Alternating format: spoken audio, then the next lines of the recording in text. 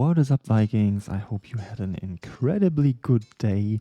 Today, I want to talk with you about a new game mode which is called Vanaheim. So, Vanaheim in the Norse mythology is the home of the Vanir, and the Vanir are a group of gods associated with fertility, wisdom, and the ability to see the future. And the Vanir are actually one of two groups of the gods, the other one being the Aesir. So there is another group, the Vanir, that coexisted with the Aesir. There even was a war, the Aesir-Vanir War, where the Vanir became a subgroup of the Aesir. That's the reason why the Vanir are sometimes also referred to members of the Aesir. And there could potentially be a new game mode soon, which I would like to present to you. So the question is, what is the game mode Vanaheim? So Vanaheim is a game mode where two clans compete against each other with the purpose of destroying each other's place of power. The first clan to destroy the opponent's pop will win. No clan is able to destroy each other's pop. The clan with most towers destroyed wins, like in Hongang. And if both clans have the same amount of destroyed towers, the clan with most points win. The duration of the event is set to 1 hour, not to be too long. So what's this game all about? Both teams have a place of power which serves as their base. There are 3 lanes, and I show you a map in a second. All towers, including the place of power, can be reinforced and attacked. And every minute there is a Odin March on each lane that spawns at the place of power and then attacks the first tower in a lane. Towers are reinforced naturally by troops, and when a tower is overwhelmed by an attack, either an Odin March or a player attack, it burns. And that's a point for the opponent's team.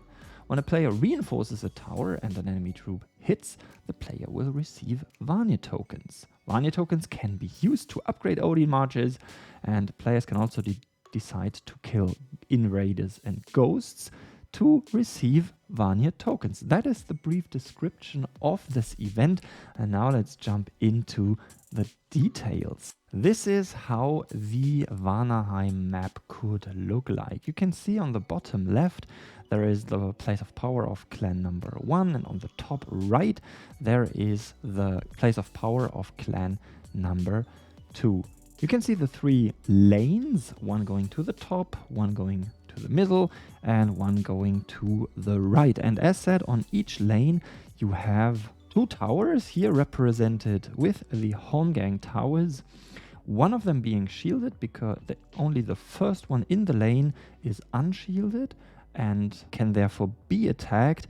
The other ones behind are shielded and cannot be attacked. So you need to fight your way through the lanes in order to be able to attack the place of power and destroy it in order to win the match. So how does attacking work?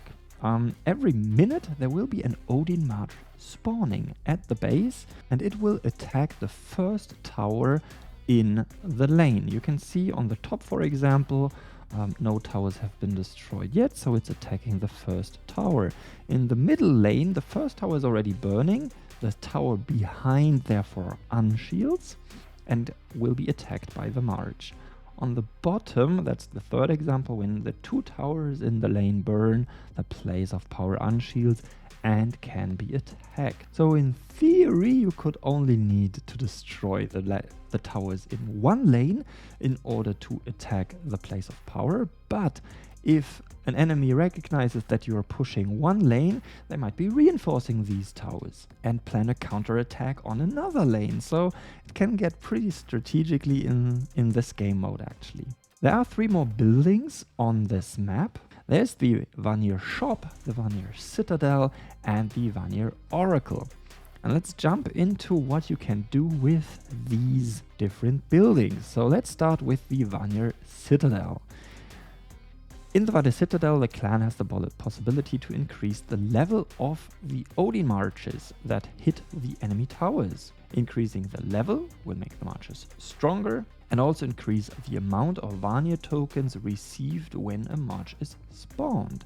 Because each minute a march spawns in your base, you will receive tokens. So there is an interest in upgrading your marches because you receive then more Vana tokens that you can use again to upgrade your marches.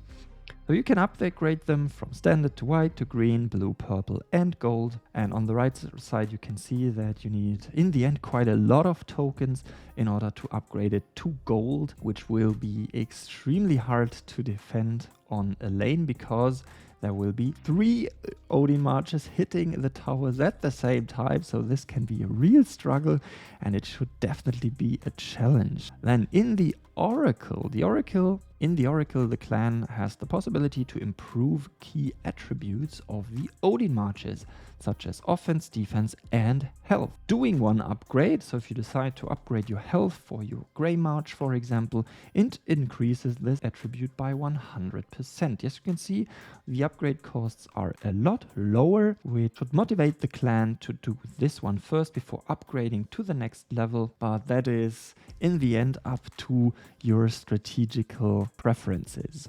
And then there is the Vana shop. In the Vana shop, the clan has the possibility to buy special items for the fight in Vanaheim. And the items can be purchased with, you guess it, Vana tokens.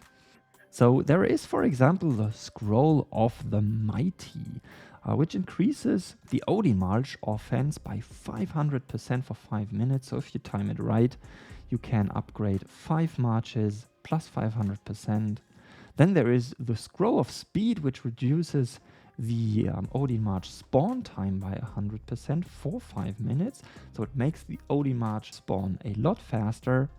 Then there is the Scroll of Health, which restores the tower troops in a tower, because once these towers have been hit, the amount of tower troops will decrease, and at one time there will be no tower troops, so if an enemy hits, the tower will burn. So it is in your interest to always have troops in, your own troops or tower troops, in order to defend the towers. Then there also is the Scroll of Onslaught, because it would just be too simple if you could onslaught right from the start.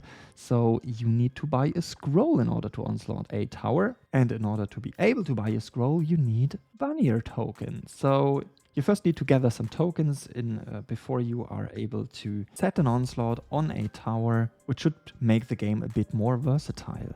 And then there is the Scroll of Invaders, which increases the damage to invaders by 30% for 5 minutes. And you might ask yourself, where are the invaders? We will talk about this in a minute. First, here is a table of how to get Vana tokens, because when a Odin March spawns, the clan gets a reward in Vana tokens. When the clan decides to increase the March level, these award tokens will increase as well. Therefore, there's an interest to upgrade the march in order to get more coins. These are the tokens for the clan that spawns these marches. Get 100, for example, for a grey or a standard march, 1,000 for a white, etc.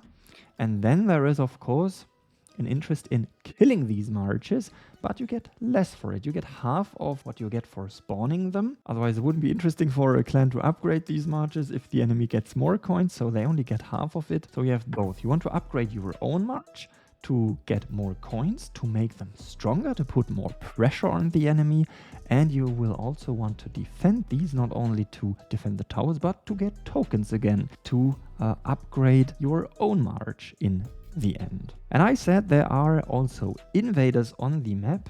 Yes, there are standard invaders that can be killed by a single player, for example. And then there are boss invaders that are very strong and where a team is needed in order to kill such an invader. So killing invaders in general will generate Vana tokens, and these can help to upgrade the Odin marches a lot quicker, especially in the beginning. You can see here, if you attack a standard invader, you get 1,000 tokens. Attack an Uber, you get 10,000 tokens. This means by killing an invader, you can instantly upgrade your gray march to a white march, or if you kill an Uber, you can instantly upgrade it to green already. So it's definitely worth attacking those invaders and have a dedicated player to do this. And if you're planning to kill a boss, the boss is special. The attack bonus on the boss will only upgrade if the second hit is performed by another player. So if you keep on hitting it, the attack bonus, which can add up to 600%, will not go up. It must be a different player each time, otherwise the attack bonus will not go up and you have a very, very hard time killing it. So this is the raw concept of this new game mode. There are a few strategic aspects that need to be considered. For example, these towers should be the equivalent of at least Fury level 18 tower. It means you can not solo hit them. You need a full OS or more in order to kill it, or let some upgraded Odin marches hit it first in order to kill the tower troops. It can also become very strategic because you need to align which player defends which lane. Are you going to attack a tower together, or are you reinforce a tower together? You need to anticipate when enemy OSs come in, so that you not only defend your towers but also point on the enemy towers. Plans will also have to decide whoever plays the role of hitting the invaders, how long you want to be hitting invaders in order to get these tokens quicker.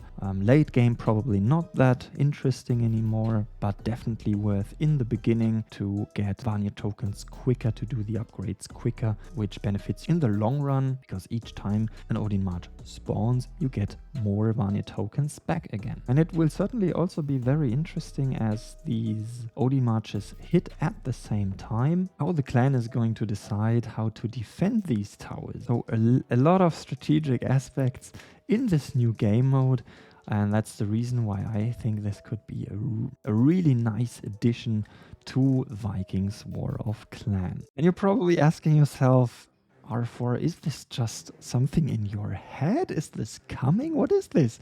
For now, yes, it's in my head. It's a concept, but I shared it with Torin, and I can show you what his answer was, and I can already tell there is hope that this game mode might make it into the game one day. So I sent him the concept, and his answer was, your concept looks impressive. I need some time. I'll answer you tomorrow.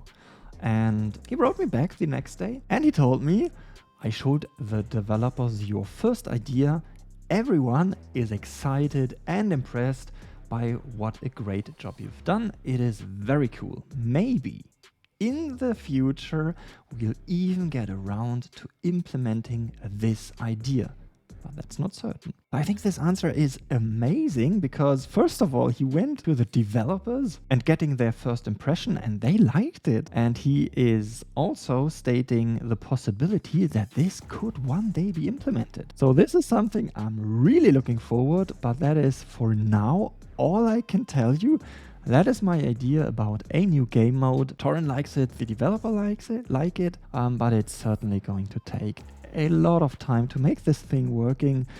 It's not gonna happen in the next weeks. I don't even think in the next month.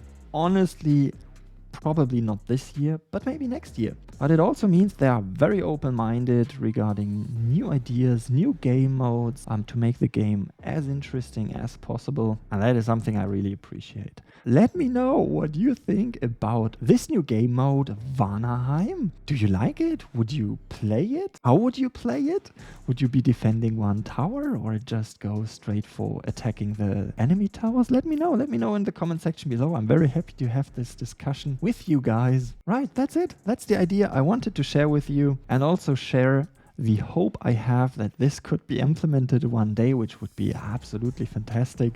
I'm really looking forward to this day, even though I don't have any timing or if this is even coming. All right, that's it. That's all. I hope you enjoyed my idea. Let me know, and I hope to see you in the next video.